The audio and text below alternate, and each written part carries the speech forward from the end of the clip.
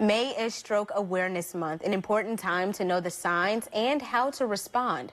Candace Corey, an advanced practice nurse with the OSF HealthCare Illinois Neurological Institute, joins us now. Good morning, and thank you so much for being here. Thank you for having me. Absolutely. It's great to be here. Yes. So this is a very important topic, right?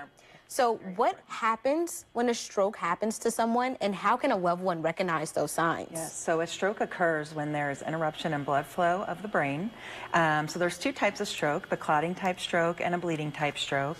And these strokes, when they happen, they interrupt blood flow to those parts of the brain. So it ultimately interrupts the function that that part of the brain operates. So there are certain signs and symptoms that we specifically look for. And there's an acronym you can remember, be fast, because we know that when these strokes are happening, 2 billion brain cells are dying a minute. So be fast is balance. So the B is balance and coordination. The E is eyes. So if you have double or blurry vision or changes with your vision. Fast is your face. So if you have facial drooping, facial numbness. The A is for arm. So arm weakness or numbness or tingling. S is for speech and language. So if you have trouble with speech, getting words out, slurred speech.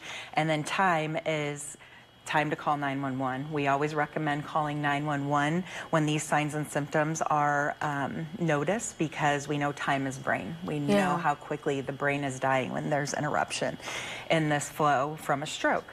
And when you think about the day-to-day operations, is there lifestyle changes people can make in order to lower the risks? Absolutely. So we know the major risk factors for stroke are high blood pressure, high cholesterol, diabetes, atrial fibrillation, which is an abnormal heart rhythm, sedentary lifestyle, smoking, and alcohol consumption. So all the things that you can do to make sure you maintain a healthy blood pressure, maintain a healthy exercise schedule, maintain a healthy diet with low sodium, low fat. If you're diabetic, you know, managing your diabetes well, and also diet plays into that as well. And so and then atrial fibrillation, that's when you obtain the diagnosis and you work with your primary or cardiology to manage that. Well, Candace Corey, thank you so much for coming in and educating us this morning. Absolutely. We appreciate it.